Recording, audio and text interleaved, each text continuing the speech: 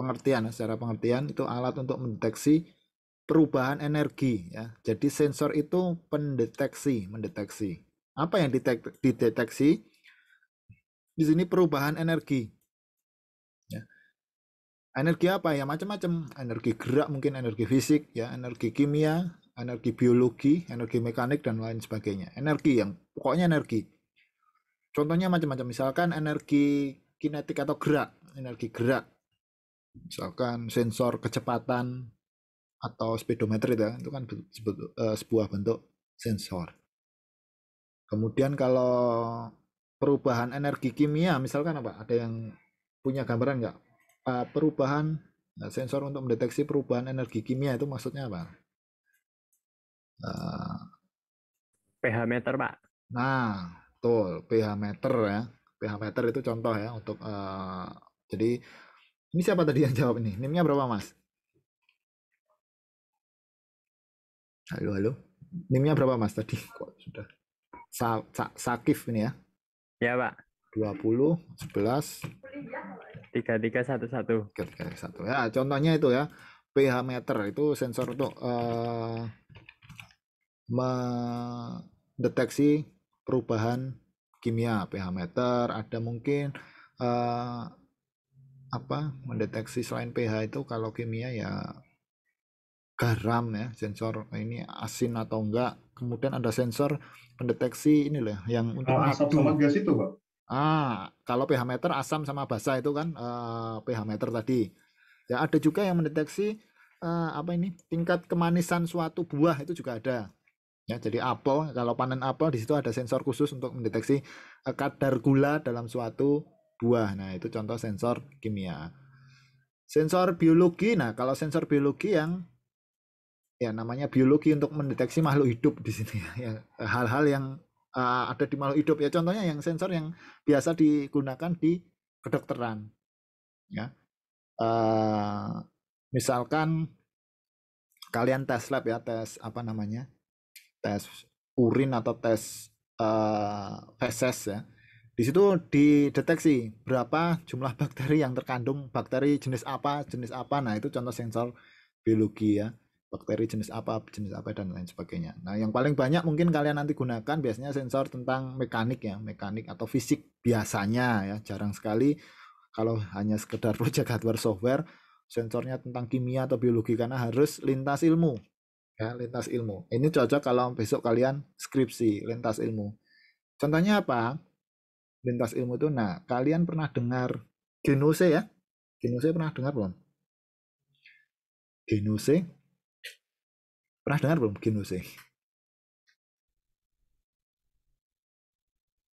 Nah ya, itu tes COVID ya. Nah pasti pernah dengar ya, tes COVID genose. Itu sebenarnya isinya adalah sensor-sensor yang mendeteksi gas. Jadi ada beberapa sensor tipe ini, contoh sensor gas itu seperti ini, tapi tipenya kan macam-macam sensor gas. Ada yang mendeteksi karbon dioksida, ada yang mendeteksi amonia dan lain sebagainya, tergantung nanti tipenya. Sensor gas itu bentuknya sama seperti ini, tapi macamnya yang beda-beda. Ya, kalau dari sisi dilihat aja sama, tapi spesifikasinya nanti beda-beda. Nah, di Genose itu terdapat beberapa tipe sensor ini. Nah, nanti kita hembuskan nafas di situ membaca datanya. Gas A berapa persen, gas B berapa persen. Nah, kita sebagai anak teknik ya, anak informatika itu sebatas membaca gasnya saja. Oh, ini gas ini sekian persen, gas X misalkan gas A sekian persen, gas B sekian persen, gas C sekian persen. Jadi di situ ada grafiknya. Ya, genose itu konsepnya seperti itu. Jadi ada beberapa sensor gas yang membaca tadi hembusan nafas. Nah, kemudian lintas ilmunya apa? Nanti bagian kedokteran mungkin ya, kedokteran atau apa baru menilai di situ dia punya suatu istilahnya DSS ya, sistem untuk menentukan. Oh, kalau gas X sekian, gas B sekian, gas C sekian itu dia positif atau tidak COVID. Nah, itu bukan ranah kita yang menentukan ini positif atau tidaknya. Tapi sudah ranah kedokteran. Jadi kita cuma bisa membaca, oh ini loh, ketika orang menghembuskan nafas, gasnya sekian, sekian, sekian, sekian. Nah, udah dapat data itu. Nah, data itu nanti yang mengolah kedokteran. Nah, Jadi perlu adanya lintas ilmu. Nah ini nilai plus dari sebuah penelitian skripsi itu di sini. Ada nggak lintas ilmu yang kamu lakukan? Ya kalau kita nanti kan hanya collecting data saja. Nah mengkolek data, oh ya didapatkan data seperti ini. Kemudiannya bagaimana ya butuh ilmu yang lain. Kemudian ada lagi lintas ilmu lagi. Wah ini berapa akurat? Nah itu nanti statistik, ilmu statistik. Oh iya, penentuan alat genose ini seberapa akurat ya ilmu statistik. Nah nanti ketika statistiknya bagus, itu lintas ilmu lagi, ilmu dijual atau enggak. Nah itu ilmu ekonomi ya, beda lagi ceritanya ya. Jadi ketika akurasinya semakin tinggi di statistik, nah ini cocok enggak untuk dijual, bisa enggak untuk mereplace alat-alat yang lebih mahal. Itu kemarin Sabtu kalau kalian ikut webinar yang IoT yang saya share kemarin di kelas itu. Nah, itu di situ ada yang pembicaranya salah satunya yang membuat itu alat itu ya dari UGM. Ya itu kalau kalian mengikuti itu besok semester 5 kalian bisa magang di sana itu ada gajinya 6 juta itu per bulan. Nah, kalau kemarin kalian ikut ya. Nah, masa asisten ada yang ikut kemarin itu. Nah, lumayan dapat door prize kemarin. Ya, kalau kalian mungkin ada yang ikut mungkin. Betul ya. Jadi banyak sekali macamnya ya sensor. Biasanya yang kita pakai ya sensor fisik ya di HP, contohnya di HP itu banyak sekali sensor. Bisa sebutkan misalkan contoh sensor yang ada di HP misalkan apa kira-kira? Selain sensor GPS, nah GPS terlalu mudah mungkin ya.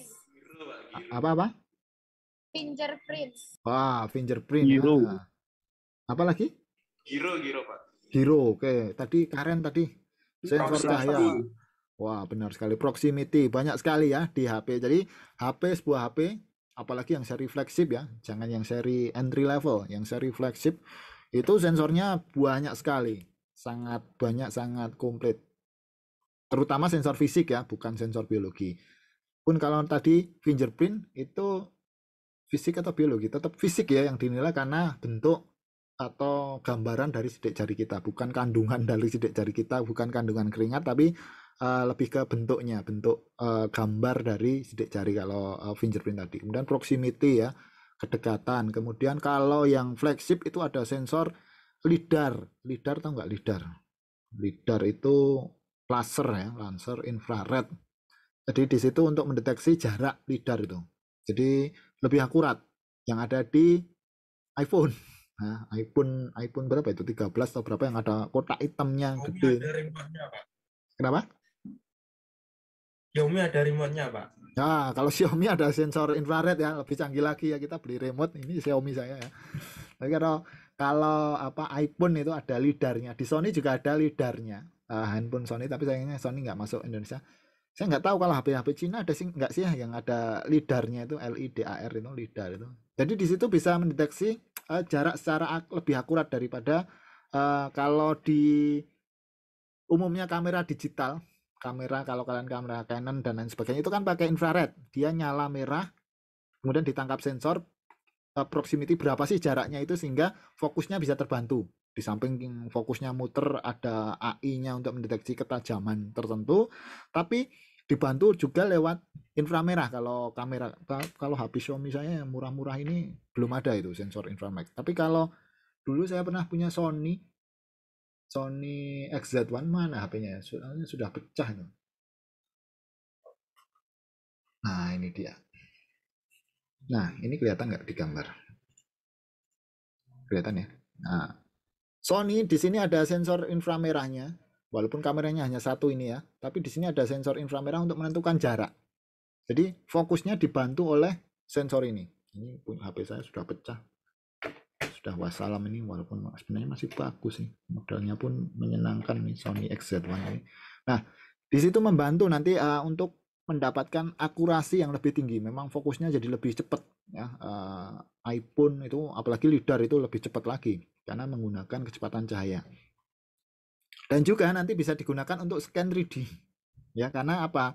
Karena kita putar objek itu bisa membaca jarak dari sebuah objek sehingga bisa ya kalian cobalah beli iPhone yang belakangnya kameranya 3 atau apa itu kan ya, harganya bisa buat beli motor itu ya. Nah, itu Nah, itu ada sensor LiDAR atau enggak cari saja di Google contoh LiDAR, implementasi LiDAR dari iPhone maupun Sony. Saya nggak tahu kalau Samsung mungkin yang seri seri S itu ada ya. Saya nggak begitu hafal. Kalau Xiaomi setahu saya nggak tahu yang seri Mi series itu sudah ada belum sensor inframerahnya. Soalnya kalau Xiaomi kan menekan harga. Sensor-sensor seperti itu tuh penting, nggak ada pun masih bisa berjalan. Kalau ada menjadi nilai plus. Jadi kalau Xiaomi kan biasanya menekan yang nilai plus-plusnya ini dia tekan sehingga murah ya. Jadi nggak ada. Ya. Kalau iPhone itu ada. Itu LiDAR. Kemudian tadi ada gyro ya, gyro untuk mendeteksi pergerakan dari HP. Nah, ini gyro ini cocok sekali. Dia bisa tahu HP ini dalam posisi XYZ-nya bagaimana. Nah, itu gyro ya, contoh gyro. Dan masih banyak lain sebagainya. Mikrofon termasuk sensor ya, sensor suara. Kemudian kalau kalian ada sensor auto brightness, nah itu sensor cahayanya ada. Lengkap sekali HP ini. Kamera itu juga sensor cahaya, salah satu bentuk sensor kamera. Dan lain sebagainya. Nah, jadi saya rasa sensor ini mudah dipahami ya. Nah, nanti ada istilah lagi ya. Sebenarnya sama saja dengan sensor, tapi bedanya nanti bentuk outputnya ya. Sebutannya transducer. Ini kok ada T-nya. Transducer. Enggak transducer. Nah, inilah yang nanti menyalur atau mengubah energi. Kan sensor tadi yang mendeteksi. Ya, dia cuma bisa mendeteksi. Nah, terus datanya dikirim ke microcontroller misal.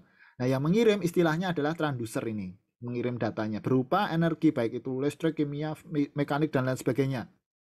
Menjadi ini listrik atau resistansi tertentu. Nah, jadi sensor dan transducer itu satu kesatuan. Ya, kalau nggak satu kesatuan ya nanti sensor saja butuh transducer tambahan. Nah, biasanya yang dijual paket, nah ini kan jual paket sensor kit seperti ini yang di pasaran untuk Arduino itu sudah sepaket antara sensor dan transducernya. Jadi kalian tinggal baca datanya gitu saja. Sangat gampang sekali biasanya. Nah, kalau yang belum satu paket biasanya seperti LDR seperti ini. Itu belum, kok Raisya yang ketemu. Image. Nah, LDR ini belum satu paket. Ini baru sensor saja. Ya, jadi butuh rangkaian tambahan nanti kalau LDR. Ya, yang sudah satu paket yang seperti ini udah ada transducernya, tinggal eksekusi saja. Ini LDR untuk mendeteksi intensitas cahaya. Semakin banyak cahaya, resistansinya semakin tinggi. Fungsinya biasanya di penerangan jalan, ya biasanya. Di jalan-jalan raya itu kalau malam kan nyala sendiri. Kalau ada yang menyalakan matikan kok kayaknya kurang kerjaan sekali ya. Kerjaanmu apa? Jadi saklar lampu jalan ya. Sepanjang jalan Solo itu ada berapa puluh lampu on off itu enggak ya. Tapi pakai LDR ini.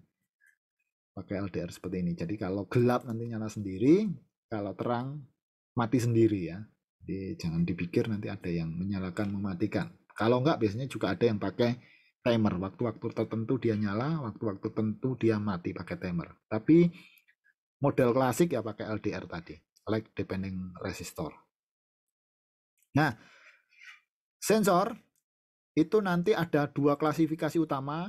Yang pertama aktif pasif, yang kedua analog digital. Saya rasa kalau ini tidak ada kesulitan ya. Nah, aktif pasif mungkin kita bahas saja aktif pasif ya. Jadi ada sensor yang dimana itu sensor pasif. Artinya apa? Sensor itu tidak membutuhkan listrik untuk bisa bekerja. Nah, ini tanpa pasokan listrik. Ini sangat jarang digunakan di rangkaian microcontroller, jarang. Ya, ini biasanya sensor pasif ini untuk rangkaian-rangkaian mekanik. Contohnya termokopel. Ini termokopel, ini sensor suhu. Di sensor suhu termokopel itu dia tidak butuh VCC atau listrik. Dia sudah bisa bekerja sendiri. Unik ya, mirip rangkaian mirip komponen mekanik. Tapi dia menghasilkan ya tadi karena transducer ya, menghasilkan luaran menjadi sinyal listrik tertentu ataupun resistansi walaupun dia tidak punya atau tidak ada input listrik. Termokopel itu bentuknya seperti ini. Nah, biasanya ini untuk sensor suhu di multitester. Nah, bentuknya seperti ini. Ya, ini biasanya ditaruh di air mendidih atau apa gitu ya, dipegang atau apa, bentuknya seperti ini. Nanti outputnya listrik diukur oleh multitester biasanya. Nah, ini kalau yang multitester sudah support derajat Celcius, nah itu alatnya pakai namanya thermocouple. Jadi dia tidak butuh listrik tambahan. Nah, unik memang ini thermocouple. Ini jarang digunakan di microcontroller ya. Biasanya microcontroller menggunakan sensor aktif. Apa itu aktif? Ya kebalikannya pasif ya. Jadi dia membutuhkan sumber daya eksternal untuk dapat beroperasi. Ini contohnya ya, yang tadi. Biasanya di situ ada VCC, VCC, GND, VCC, GND biasanya. Ya, umumnya seperti itu. Ada VCC, GND, VCC, GND. Ini sensornya. Ini contoh sensor kelembapan tanah. Sensornya cuma 2. Ya, masuk ke transdusernya ini. Ini transdusernya. Nanti yang menggenerate. Nah, di situ nanti ada VCC dan GND. Dan ada data. Biasanya kakinya minimal 3. Minimal 3. Ya, berarti kalau minimal 3 itu sensornya adalah sensor aktif. Ada VCC, GND, VCC, GND. Dan 1 buah data. Biasanya seperti itu. Seperti apa kemarin? Potensio itu kan kakinya 3. Nah, konsep sensor kurang lebih seperti itu ya, seperti potensio. Jadi ada VCC, ada GND, tengahnya ada wiper kalau di potensio atau yang puter-puter itu ya, variabel resistornya. Nah, ini variabel resistornya adalah sensor itu sendiri. Konsepnya seperti itu. Nah, kalau analog digital saya rasa ini gampang ya. Jadi umumnya sensor itu bentuknya analog, sinyal yang keluar umumnya ya, tidak semua tapi umumnya. Ya. Ada juga sensor yang datanya berupa ada dan tidak. Kalau analog, ya ini sudah ada contohnya ya. Ada kecepatan. Di situ kan kalau kecepatan ada value-nya berapa kilometer per jam. Kemudian tekanan ada berapa bar, cahaya ada berapa lux, ada sensor suhu dan lain-lain ya. Nah, kalau sensor digital ini biasanya hanya mendeteksi ada atau tidak ada. Contohnya sensor gerak, sensor PIR. Nah, itu digital. Di situ hanya membaca ada enggak sih pergerakan di situ. Nah, seperti itu ya. Kalau enggak ada, mati. Kalau ada gerakan, dia nyala. Sensor PIR itu bentuknya yang seperti ini biasanya. Biasanya itu datanya cuma on dan off saja. Dan apalagi ya yang datanya hanya on dan off gitu ya. Sebenarnya ini proximity ini juga hanya on, infrared proximity ini hanya on dan off saja. Jadi ada dan tidak, jaraknya dekat dan jauh saja. Tapi ada juga yang ngitung meter. Tergantung nanti jenis proximity-nya sebenarnya. Kalau accelerometer itu analog ya, karena di situ pergerakan XY-nya berapa. Tapi kalau proximity, ini proximity ya. Proximity itu yang di HP kalau kita nelpon, kita dekatkan itu layarnya mati. Nah, itu kan proximity. Di situ nggak ada pendeteksi jaraknya berapa senti, tapi dekat atau maksudnya ada penghalang atau tidak ada penghalang. Ketika ada penghalang, layarnya mati. Ketika kalian nelpon, ada penghalang, layarnya mati. Ketika tidak ada penghalang, layarnya nyala lagi. Nah, itu proximity. Jadi kalau ada film-film ketika nelpon kok layarnya masih nyala, itu ngapusi. Ya, saya pakai HP itu dari dulu ketika nelpon didekatkan gini layarnya otomatis mati biar nggak ketouch dan lain sebagainya. Kalau layarnya nyala itu bisa jadi hanya kurang riset saja sih ya. Sutradaranya itu harusnya kan mati layarnya ketika didekatkan karena HP-nya sudah ada proximity-nya. Kecuali HP-HP jadul itu ya. HP-HP yang masih candy bar itu ya belum ada proximity. Ini ya klasifikasi sensor. Nah, sensor memiliki beberapa karakteristik utama ya ketika sensor itu digunakan. Sebenarnya terbagi jadi 2. Statis dan nanti dinamis. Ya, karakter statis atau karakter pada saat keadaan ini stabil atau tidak diotak-atik. Ya. Tidak dipengaruhi oleh waktu, kapanpun harus ada karakter itu. Yang pertama, akurasi ya. Sensor itu harus punya akurasi. Berapa persen sih akurasinya? Ya. Hubungannya yaitu dengan respon input dan output.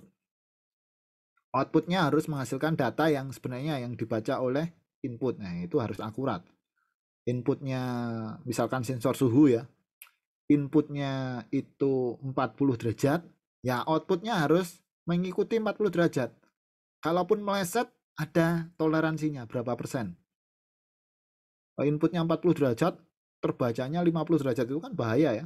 Nah, inputnya 40 derajat ya, kalau terbaca 39,5 masih oke lah, 39 atau 41 ya masih oke ya, melesetnya 1 derajat. Tapi kalau melesetnya sudah di atas 5 derajat misalkan, nah itu sudah akurasinya fail. Kemudian presisi, ini mungkin kelihatannya mirip ya dengan akurasi, tapi mirip, serupa tapi tak sama. Kalau ini outputnya harusnya sama terus. Misalkan tadi akurasinya ini inputnya 40, outputnya 39. Nah, akurasinya kan meleset 1 derajat misalkan di bagian akurasi. Nah, presisinya bagaimana? Dicoba 10 kali pencobaan ya harusnya tetap 39 terus, nggak berubah jadi 38, 37, semakin menurun, nah, presisinya nggak tepat ya. Jadi posisinya tepat terus pengukurannya. Kemudian resolusi, nah ini perbandingan antara input dan output. Maksudnya apa resolusi ini? Misalkan sebuah sensor suhu saja saya biar gampang ya. Sensor suhu dia hanya bisa membaca 30 sampai 40 derajat. Berarti resolusinya 10 derajat. Nah, itu resolusinya. Ya. Outputnya, nah ini beda lagi. Outputnya nanti resolusinya berupa bit. Ya, dari 10 derajat tadi resolusinya menjadi 10 bit misalkan. Berarti antara 0 sampai 1023. Berarti nanti ketika 30 derajat Celcius itu outputnya 0, ketika 40 derajat Celcius outputnya 1023. Nah, itulah resolusi. Jadi range-nya tadi 0 sampai 1023 itu resolusinya, perbandingannya. Ya. Kemudian sensitivitas ya, ini tahulah ya, sensitivitas ini kemampuan mengukur saturasi dan deadband. Maksudnya deadband ini kan ada sensor yang ya tadi bisanya sampai 40 derajat, ketika dikasih 45 derajat ya sudah nggak sensitif lagi, sudah nggak bisa baca, datanya pasti akan acak adut ya, itu sensitivitas, ada batasnya. Nah, nanti kalian bisa baca di datasheetnya.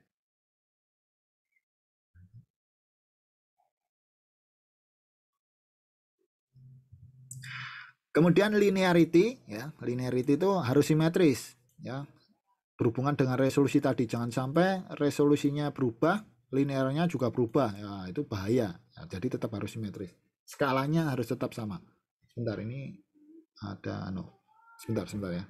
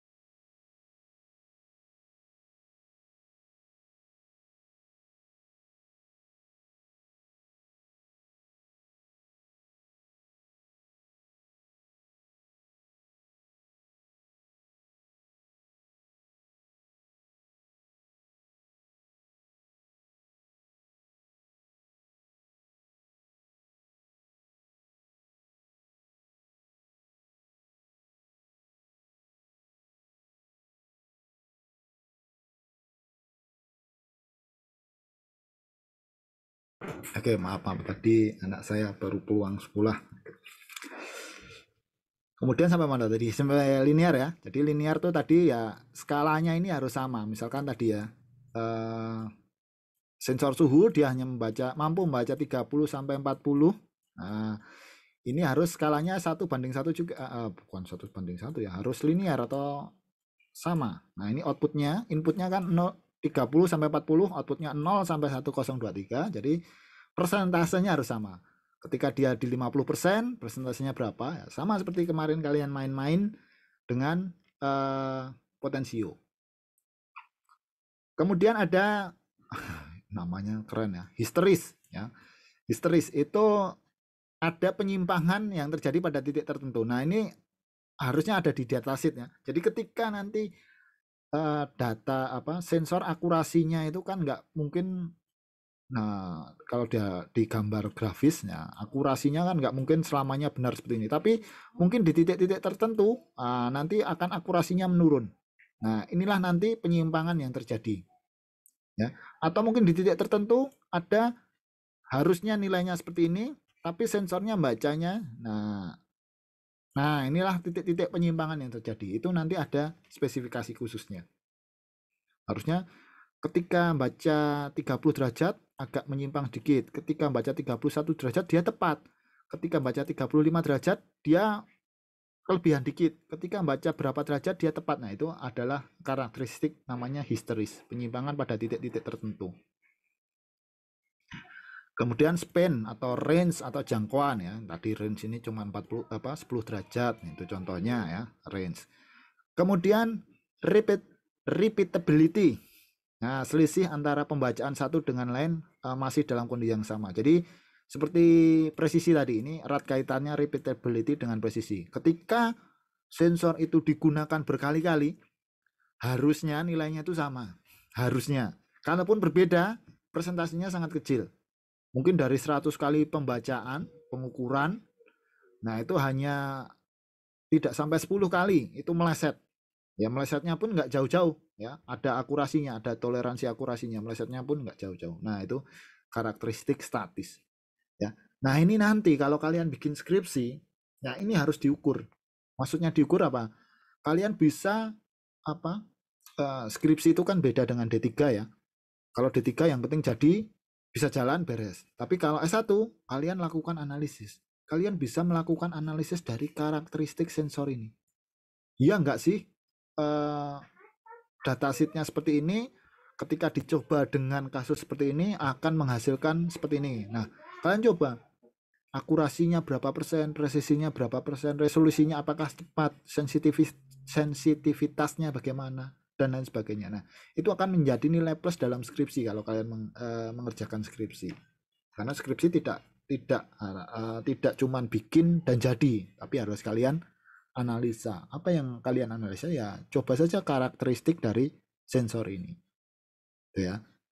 Kemudian kalau karakteristik dinamis, nah ini ketika sensor itu digunakan. Nah, kalau ini tadi kan saat keadaan stabil tidak digunakan. Tidak dipengaruhi oleh waktu. Nah, kalau yang dinamis beda ya, dipengaruhi oleh waktu. Ada rise time ya. Waktu yang dibutuhkan oleh sensor untuk naik dari 10 sampai 90 atau 0 sampai 100 dan dari nilai akhir ya. Jadi kalian ngetes ini kemampuannya 0, misalkan tadi suhunya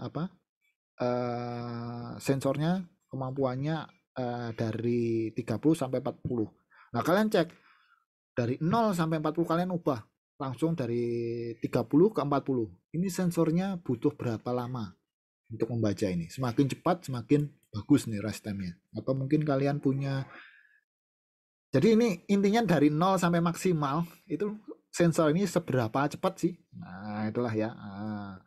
Jadi walaupun akurat tapi kalau butuh waktu lama ya, tapi kan sensor itu nggak bagus juga. Contohnya seperti termometer suhu digital loh. Itu kan butuh waktu kira-kira 10 yang digital ya. 10 detik kira-kira.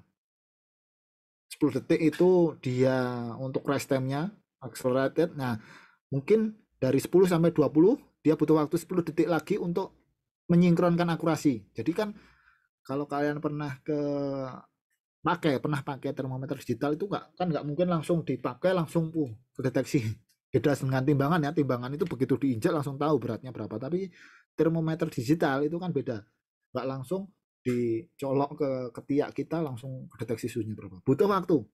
Nah, butuh rest time ini. Kemudian ada time constant. Nah, ini setelah rest time ada time constant. Dibutuhkan output untuk mencapai nilai tertentu. Ya, jadi tadi ketika dicolokkan butuh mungkin 10 detik untuk mencapai suhu kita. Kemudian butuh 10 detik lagi untuk mungkin time constant ini. Apakah benar suhu kita itu 36 derajat? Nah, itu dianalisa dulu, dikonstankan dulu. Kemudian dead time atau delay ya, perpindahan waktu transisi pada input dengan respon permindahan logika pada output. Ya, jadi ini respon ini apa ya istilahnya? Inputnya 30, apakah outputnya sudah menuliskan 30? Nah, itu deadline-nya. Kemudian respon frekuensi, representasi dari respon sistem masukan yang berupa sinyal sin dengan frekuensi yang bervariasi ya. Jadi respon frekuensinya ketika ada sensor-sensor tertentu yang datanya analog ya, itu respon frekuensinya apakah sesuai atau beda. Nah, ini karakteristik dinamis. Ini juga idealnya perlu diukur ya ketika kalian nanti skripsi. Ya, karakter dinamis nanti ketika terjadi pengukuran, ketika melakukan pengukuran idealnya. Walaupun beberapa skripsi ini saya lihat ya paling ukurnya hanya karakteristik statis saja. Wah, akurasinya bagaimana? Ya, idealnya ini juga ikut diukur ya. Jadi kalian mengukur, oh ini rest time-nya berapa, dicoba berapa kali, rest time-nya berapa, oh sesuai atau tidak. Nah, seperti itu. Nah, kita masuk ke jenis sensor. Sampai di sini tidak ada pertanyaan ya. Saya rasa ini cukup teoritis saja. Di modul juga sudah saya share. Ada yang mau bertanya? Nggak ada, Pak. Nah, aman ya? Saya rasa bisa dipahami. Gampang lah. Di modul juga sudah ada. Nah, ini sensor berdasarkan ini menurut buku saja sih. Aslinya juga nggak seperti ini, nggak masalah ya. Jadi kalau menurut buku, itu sensor itu dibagi 3 ini ya. Berdasarkan pemakaian atau penggunaan menurut buku. Ada thermal, mekanis, optis biasanya. Ya.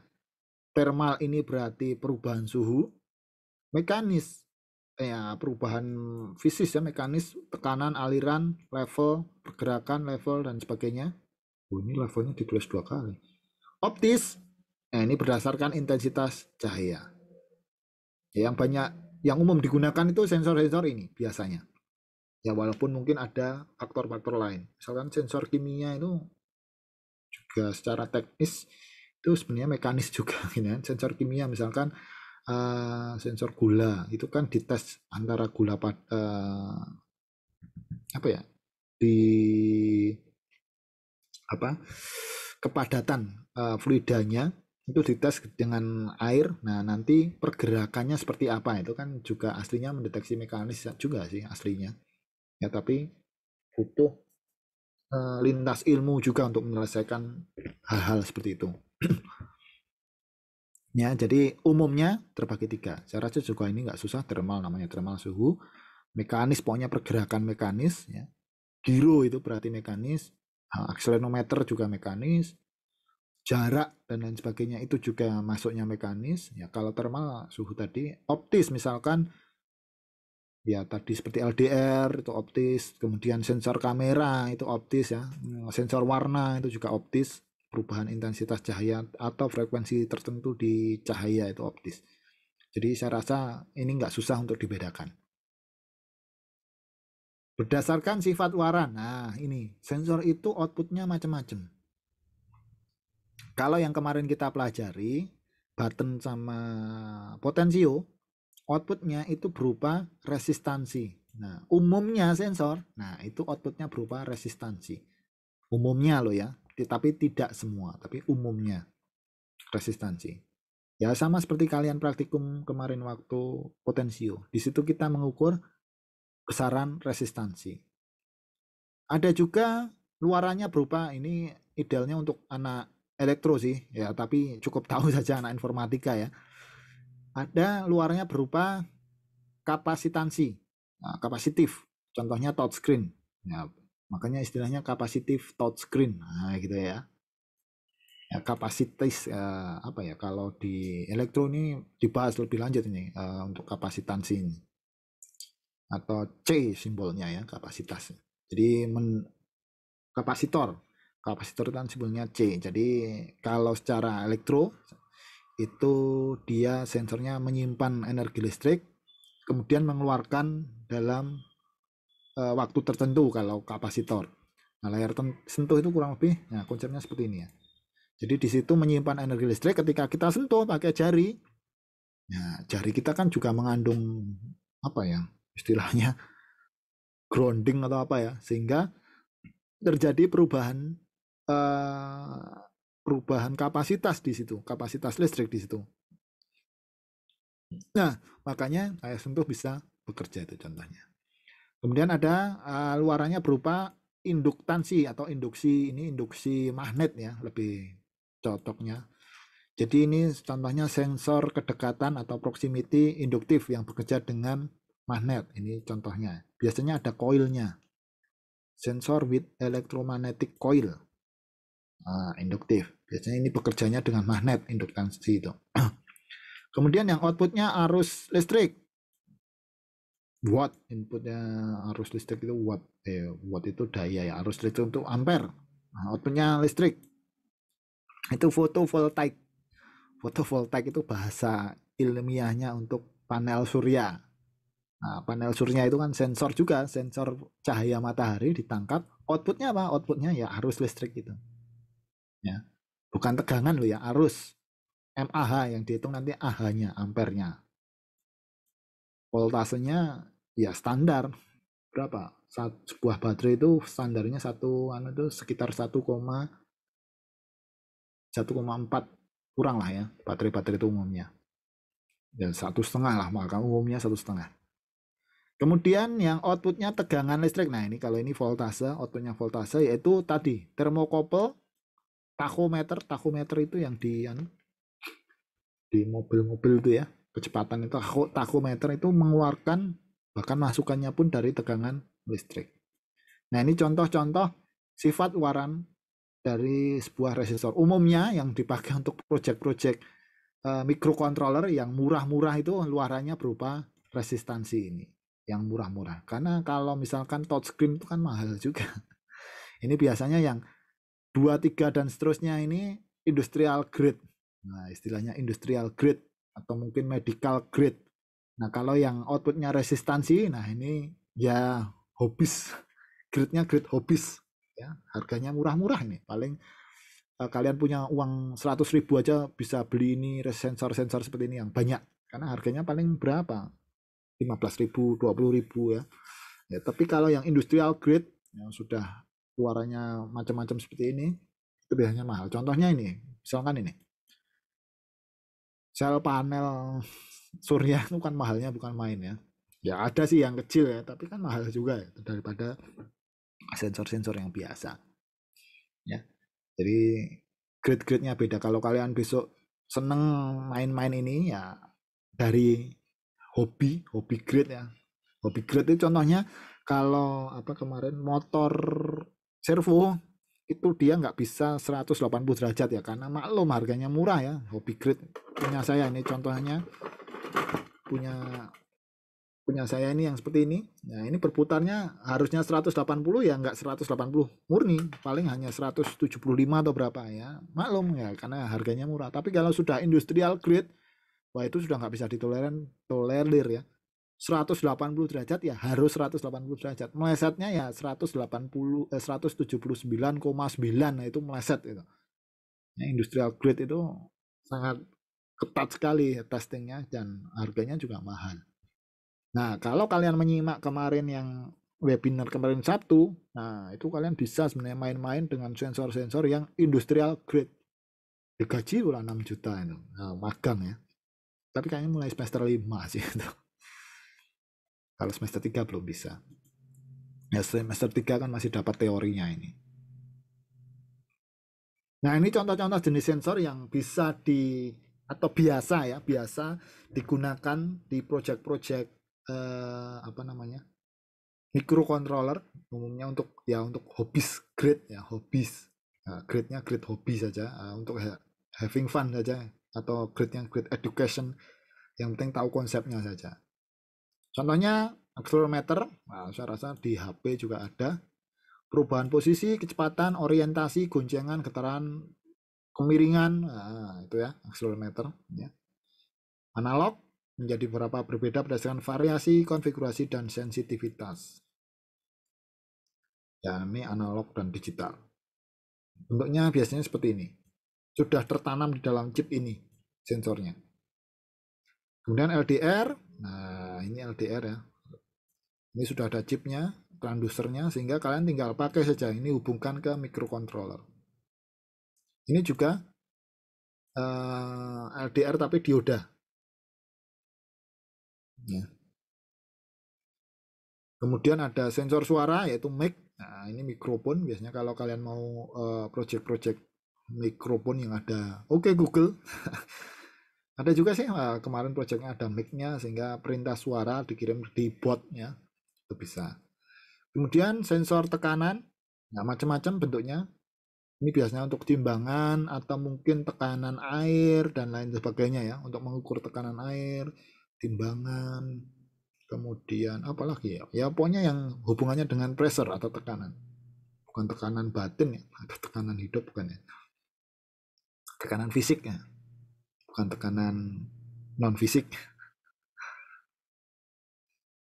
Kemudian sensor suhu. Nah, sensor suhu pun jenisnya macam-macam. Nah, jadi nanti kalau kalian menggunakan sensor suhu, nah itu juga disesuaikan. Sensor suhu yang untuk suhu ruangan itu berbeda dengan sensor suhu yang untuk suhu badan. Nah, gitu ya. Nah, nanti kalian baca lagi datasheetnya. Mana sensor suhu yang tepat yang akan saya gunakan. Misalkan LM35, kalian baca lagi datasheetnya. LM35 ini fungsinya untuk apa sih? Ini semuanya sama sensor suhu, tapi kan bentuknya beda-beda. Nah, ini ada yang bentuknya seperti besi seperti ini. Ini kok bentuknya kotak. Nah, ini ya bentuknya kotak. Ini kok bentuknya bukan kotak, bukan nah, pasti tujuannya, fungsinya beda-beda. Nah, kalian nanti silakan baca-baca lagi ya datasheetnya. Ini kalau LM35 ini idealnya digunakan untuk apa? Jangan sampai nanti kalian pakai DHT. Nah, ini contoh DHT ya. Ada 2 DHT. Itu ini untuk suhu ruangan. DHT itu digunakan untuk suhu ruangan, tapi kalian gunakan DHT ini untuk suhu tubuh yang nggak masuk ya. Beda, resolusinya beda, fungsinya beda, cara dia menangkap panasnya pun beda. Nah, kalau ini untuk air mendidih sehingga bisa sampai 100 derajat misalkan sensor ini. Kalian gunakan untuk suhu tubuh yang nggak akurat nanti. Ya. Karena range-nya beda. Akurasinya nanti beda. Suhu tubuh itu butuhnya cuma 10 derajat range-nya misalkan. Kok kalian pakai yang range ratusan derajat? Ya nanti nggak kebaca. Atau mungkin sensor, pernah tahu sensor yang untuk mendeteksi suhu magma itu kan ya. Nah, ribuan derajat. Kalian buat deteksi tembak ke jidat kalian ya nggak kebaca, kebacanya low. Sama, kalian pakai penembakan yang untuk suhu tubuh, kalian baca suhu air mendidih ya nggak akan kebaca, akan error atau high to high terlalu tinggi, dia sudah tidak ada di range kita. Nah seperti itu. Jadi cari sensor yang tepat. Kemudian sensor jarak. Nah sensor jarak pun macam-macam. Nah cari yang tepat juga. Sensor jarak ada yang sistem sonar seperti ini. Maaf, apa namanya? Ya sonar ya. Dengan ultrasonik. Ya konsepnya mirip sonar ya. Jadi mengukur salah satu ini untuk ping, salah satu untuk menangkap. Nah, ini trig dan echo, trigger dan echo untuk menangkap. Trigger itu ngeping ya, dia menembakkan suara ultrasonik seperti kelelawar ya. Mungkin kalian pernah dengar prinsipnya kelelawar. Salah satu menembakkan, salah satu nanti menerima pantulannya. Nah, nanti pantulannya berapa detik dibagi 2 itu ketemu jaraknya, dikalikan kecepatan suara. Ketemu itu jaraknya nanti. Kemudian ada juga yang nanti yang sensor jarak yang waterproof, mungkin pakai ini ya, waterproof. Kalau ini enggak waterproof ya, hati-hati kalau kena air ya. Ini saya gambar air dicorek gitu. Kalau ini masih boleh kena air. Atau mungkin sensor ini inframerah. Bedanya apa? Ya konsepnya sebenarnya sama saja. Tapi inframerah dia pakai kecepatan cahaya sehingga lebih cepat, lebih respon time-nya lebih cepat. Atau mungkin yang pakai laser. Nah, bedanya apa dengan inframerah? Sama-sama cahaya, mungkin laser lebih jauh. Ya. Kalau inframerah mungkin hanya bisa taruhlah 10 meter misal. Nah, laser ini mungkin bisa sampai 50 meter, masih bisa terukur. Kalau ini paling 5 meter saja terukurnya ya. Dicoba-coba. Nah, sesuai kebutuhan. Jadi kalian butuhnya mau, ini sensor jarak ya, butuhnya mau membaca jarak berapa sih? Kalau jaraknya yang kalian baca ratusan meter ya pakai laser ya. Laser itu seperti mungkin kalian pernah main game-game perang gitu ya. Game perang itu kalau kalian butuh bantuan serangan udara itu kan ganti senjata. Call of Duty ini ganti senjata yang dia penembak laser. Nah, kalian harus nahan itu posisi laser itu. Posisi laser tahan di suatu titik. Nah, tunggu saja sampai bantuan udara datang. Pernah nggak main game seperti itu? Atau game kalian hanya game yang penting nembak musuh mati? Itu game apa ya? Saya lupa dulu pernah. Ya itu memang ada alatnya ya. Jadi bawa laser, tembakkan laser ke titik tertentu. Nah itu nunggu airstrike-nya tahu posisinya laser itu ditembakkan kemana. Karena memang ada sensornya. Jaraknya pun jauh. Bisa ratus meter. Nggak tahu sampai kilo nggak ya. Kilometer nyampe nggak tahu kalau kilometer. Tapi kalau ratus meter ya sampai beratus meter. Oh, itu ya contoh jenis sensor. Jadi sesuaikan. Ada juga sensor giro. Ya, saya rasa juga tahu ya. Sensor giro sudah terbiasa menggunakannya di handphone ya. Kemudian hal effect ini erat kaitannya dengan apa ya? Magnet ya. Sebagai sensor untuk mendeteksi proximity, positioning, kecepatan tapi dengan magnet ya. Informasi magnetik. Nah, ini hal efek. Ada juga ini sensor. Kemudian, nah ini juga ngetren juga sensor yang digunakan ini atau sensor kelembapan ini ngetren. Nah, ini contohnya untuk kelembapan tanah. Ya, kalian mau menggunakan kelembapan di analisa dulu butuhnya untuk mengukur kelembapan apa. Kalau kelembapan tanah ya pakai ini. Kelembapan ruangan ya pakai ini. Kelembapan badan nanti ada sendiri sensornya ya. Nah, jadi sesuaikan. Ini PIR untuk pergerakan. Ada atau tidaknya pergerakan di area sekitar PIR ini. Ya, kalau ini sebenarnya bisa juga digantikan dengan apa? Sensor jarak tadi ya. Tapi ini lebih tepat digunakan. Kalau ini tidak mengukur jarak tapi mengukur pergerakan saja. Range ini 5 meter ya. Range 5 meter itu ada pergerakan enggak? Nah, itu. Dan masih banyak lain. Ya. Silakan nanti kalian sesuaikan mana sih kebutuhannya apa sih. Nah, itu contoh-contohnya. Bentuknya ya seperti ini. Di lab itu sudah ada sebenarnya.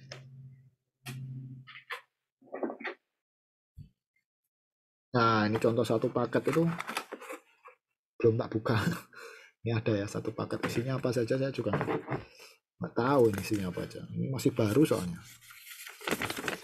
Wah, isinya ini ya kurang lebih sama seperti yang di slide ini. Tapi nggak semua ada. Ini ada berapa ya. Dan masih banyak lagi ya yang lainnya. Ini modul-modul tambahan saja sini. Kalau yang tadi ini sensor, ini modul-modul tambahan ya ada sensor juga sih ya.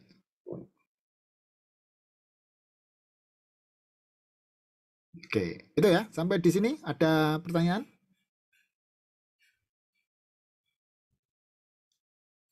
Cukup ya, lanjut ya. Oke, lanjut. Oke, lanjut. Ini nanti ini hanya beberapa contoh saja menggunakan sensor ya pada Arduino, beberapa sampel saja. Misalkan ini fotodioda ya, walaupun jarang yang menggunakan tapi ini ya, karena jarang saya bahas saja biar biasanya nggak dipakai. Ini bagian dari sensor cahaya ya, masuk ke dalam sensor akan mengubah nah umumnya resistansi kan ya. Ya memang sensor-sensor yang untuk hobis untuk digunakan sehari-hari itu biasanya mengubah nilai resistansi ini. Dengan cara lain ketika fotodioda mengkonsumsi cahaya, nah, pokoknya intinya ketika ada cahaya itu nanti resistansinya bertambah gitu aja lah ya. Jadi ini contohnya. Jadi nanti kalian tinggal baca saja datanya. Data outputnya. Salah satu masuk ke VCC atau ground. Salah satu kalian baca ke pin. Ini contohnya ya. Salah satu masuk VCC. Nah, salah satunya nanti masuk ke pin. Dihubungkan analog ini berarti pull down kemarin ya. Nah, nanti tinggal baca saja di fotodioda. Konsepnya seperti ini. Nanti bisa dicoba sendiri. Kalian kalau nggak salah ini juga ada di Tinkercad. Kalian bisa memanipulasi value dari cahaya ini. Nah, dari sini nanti kalian bisa kembangkan lagi. Oh, saya sudah punya data A ini. Ini contohnya kan, data A kan analog read.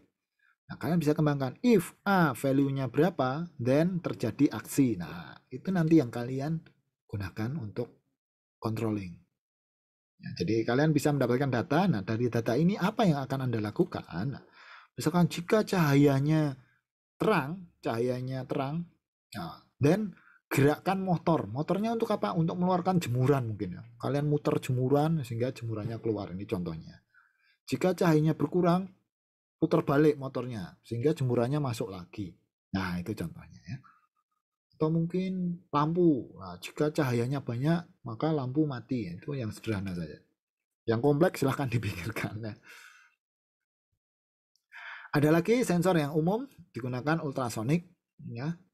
Intinya dia menggunakan gelombang ultrasonik, frekuensinya tidak bisa kita dengar ya.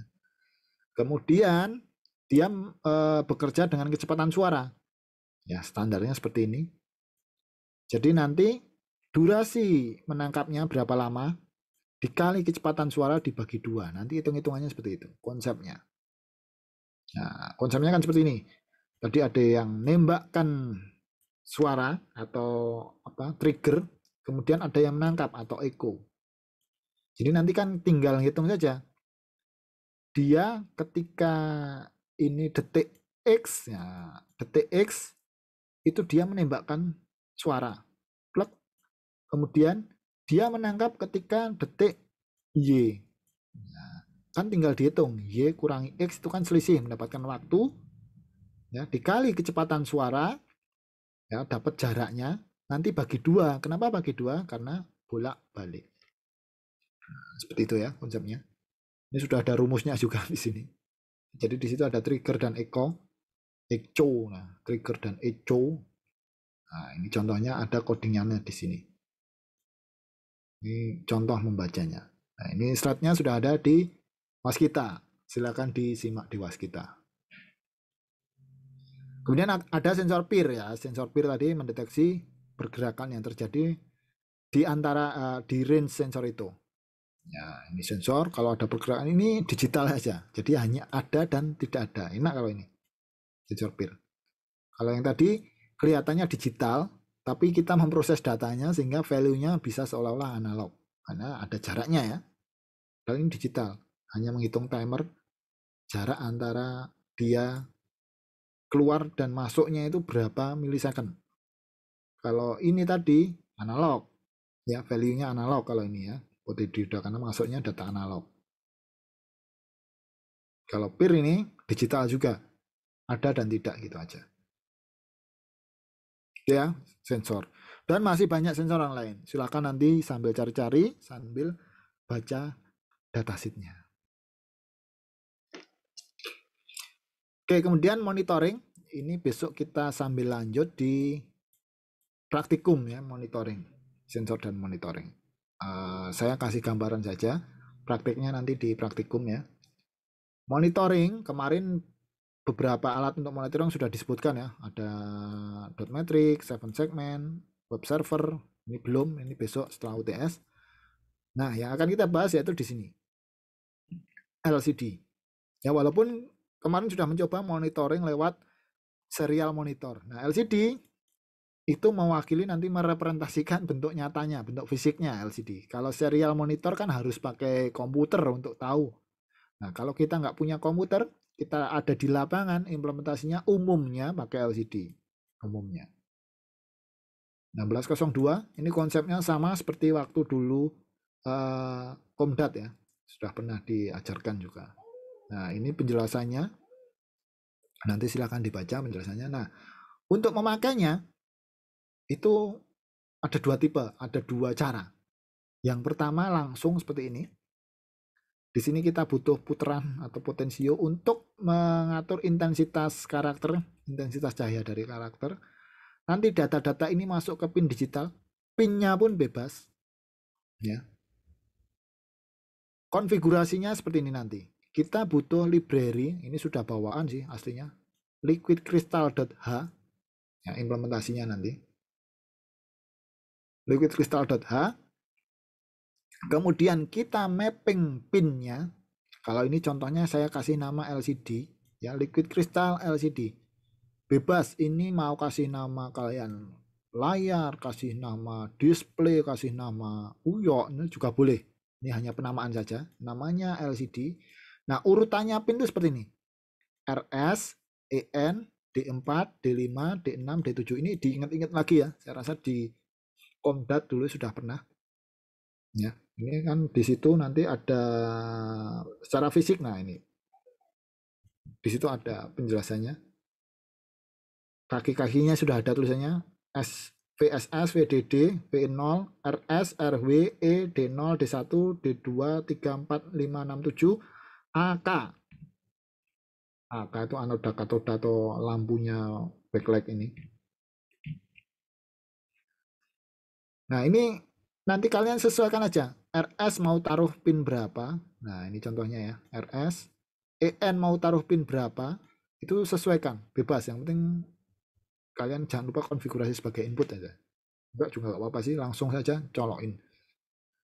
D4 kalian mau pasangan ke berapa itu bebas. Nah, nggak masalah. Yang penting urutannya ini. LCD, RS, EN, D4, D5, D6, D7. Urutannya ini. Ini harus fix. Ini udah fix. Yang ini bebas posisinya. Nah, kalau ini bebas juga, ini bebas. Ini namanya mau apa bebas yang ini. Yang fix itu yang dalam kurung ini. Nah, ini sesuai namanya. Tadi namanya LCD, kita mulai dulu lcd.begin. Ya karena namanya LCD. Kalau namanya layar ya ini layar.begin, kalau namanya paijo ya paijo.begin. 16,2 ini jumlah karakter dan jumlah baris. 16 karakter, 2 baris. Kalau mau nulis langsung saja LCD print hello world gitu langsung. Ini sebaiknya jangan tulis di atas ya, di bawah ini. LCD.set cursor atau nama LCD ya, atau tadi layar.set cursor itu posisi baris dan kolomnya. Baris 1, kolom 2 kalau ini 1. Kemudian LCD print, nah kalau ini akan ngeprint milis ya, kalau mengaktifkan milis, ini ngeprint milis. Kurang lebih konsepnya sama seperti di serial monitor atau di Komdat. Saya rasa ini juga nggak susah. Ini yang pertama, kalian nanti bisa coba. Atau di sini kalian terus echo apa, echo maaf, lcd.print apa gitu ya. Silahkan, echo itu ya PHP ya. Kalau C kan cout, cout. Nah, kemudian ada juga yang menggunakan I2C. I2C itu ini. I2C tidak hanya LCD tapi macam-macam. Kalau tadi kita membutuhkan kaki sejumlah 1, 2, 3, 4, 5, 6. 6 kaki plus 2 power, total 8. Kalau I2C nanti hanya butuh 4 kaki. Sudah nggak plus power karena itu sudah termasuk power dan ground. Kalau tadi kan 8 ya totalnya karena ada power dan ground. Kalau ini hanya 4. Nanti koneksinya atau komunikasinya ya lewat I2C. Jadi LCD ke I2C ke microcontroller. Nah, ini enak. Kita hanya butuh 2 pin SDA dan SCL. Nah, SDA dan SCL. Nah, ini nanti di Arduino kelemahannya SDA dan SCL tidak bisa dipasang di sembarangan. Ya, harus kaki SDA dan SCL-nya Arduino. Tapi enaknya pinnya lebih hemat. Karena yang tadinya 8 menjadi 4 gitu aja. Dan butuh library tambahan. Liquid crystal _i2c.h. Kalian bisa mencari di Arduino IDE, sketch, kemudian add library. Nah, cari aja ketik di sini. Liquid crystal _i2c.h. Nah, nanti pemasangannya kalian harus seperti ini codingnya. Harus, ini wajib ini. Ya. Dari kakinya itu kalau ini baca lagi datasheetnya ya, datasheet Arduino, alamatnya I2C ya, itu ada di sini Jadi ini nggak boleh pindah-pindah kalau pakai I2C. SDA ya di pin A4, SCL ya terhubung ke pin A5. Ini nggak boleh pindah-pindah. Ya, pemasangannya dulu. Pemasangannya harus seperti ini. I2C itu nggak boleh pindah. Ya, kalau di Mega nanti cari sendiri, coba dibaca. I2C di Mega itu terhubung SDA dan SCL-nya terhubung di mana? Baca lagi. Nah, kemudian nanti ketika coding kalian harus melakukan inisialisasi awal. Yang pertama menambahkan ini library liquid crystal underscore I2C.h, tapi harus kalian add dulu di library manager. Kemudian konfigurasi liquid crystal underscore I2C, namanya apa? Ini bebas, mau LCD, mau layar atau apapun. Kemudian 0x27. Nah, ini alamat I2C untuk Arduino Uno. Biasanya I2C-nya bawaannya ini 0x27. Ini sudah ketentuan, sudah fix ya. Kemudian 16,2 ini ya kolom dan barisnya. Nah, inisialisasinya nanti pakai nih nama LCD-nya ini ya. .init ini atau inisial. Kemudian kita nyalakan backlight-nya. Kalau nggak diketikkan ini gelap, ya bisa sih ini, tapi gelap nanti. Karena nanti I2C sudah ada pengontrol backlight-nya di sini. Nah, kemudian ketik seperti biasa. Kurang lebih itu ya untuk LCD. Ada dua tipe, tadi pakai direct langsung atau pakai I2C. Sampai di sini ada pertanyaan? Silakan. Kalau ada pertanyaan. Nah, kalau tidak ada pertanyaan, tidak ada ya? Itu ada? Nggak ada, Pak. Oh, nggak ada, aman ya. Ini sudah selesai. Nah, minggu depan kalian ingat-ingat lagi anggota kelompoknya itu siapa. Mulai sekarang rencanakanlah besok final project kalian itu mau bikin apa. Ya, besok final project mau bikin apa. Nah, dengan ketentuan kalian sudah belum bikin judul kan? Nah, nanti silakan hubungi asisten untuk mengumpulkan judulnya. Saya belum koordinasi dengan asisten, akan saya koordinasikan segera. Jadi setiap kelompok di dalam kelas itu tidak boleh ada yang sama. Jadi cepet-cepetan judul. Maksudnya sama itu temanya ya, temanya sama. Judulnya mirip nggak apa-apa, tapi temanya harus beda. Jadi misalkan ada yang tema tentang mendeteksi kelembapan tanah untuk persawahan, ya sudah, nggak ada yang boleh pakai itu. Jadi cepat-cepatan nanti ke asisten. Ya. Nah, minggu depan kalian presentasikan judulnya itu. Nah, kalian mau bikin apa, rencananya saja. Nggak apa-apa. Kalian bikin rencana yang setinggi langit itu nggak apa-apa, namanya rencana ya. Walaupun mungkin implementasinya nanti ada kendala, kemudian rencananya dikurangi nggak masalah.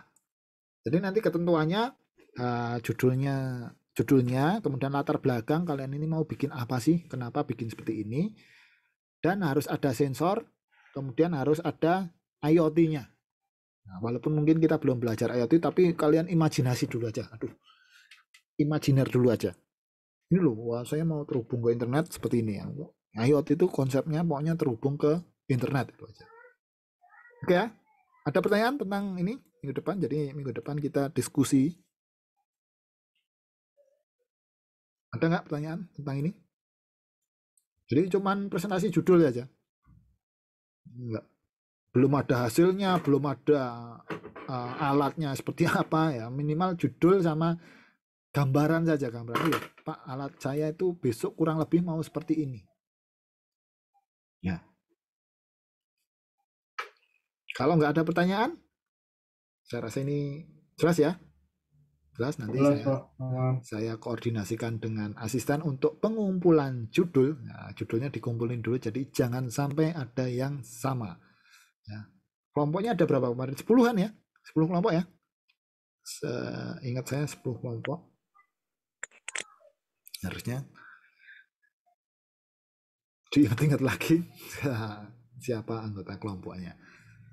Ini kayaknya mulai UTS. Setelah UTS, tapi nggak tahu jadi atau enggak, karena ya kondisional, itu akan ada kelas blended. Jadi ada beberapa mahasiswa, tidak semuanya, beberapa mahasiswa yang bisa hadir di kelas, mungkin yang daerah Jogja saja mungkin. Tapi tidak semua mata kuliah sih, masih uji coba beberapa mata kuliah tertentu, belum semua ya. Teori ataupun praktikum ya, tunggu kabar saja besok lah. Oke, kalau tidak ada pertanyaan lagi, ini materi juga sudah ada di Waskita, silakan sambil baca-baca. Nah, ini sumbernya, silakan kalau mau dibaca-baca.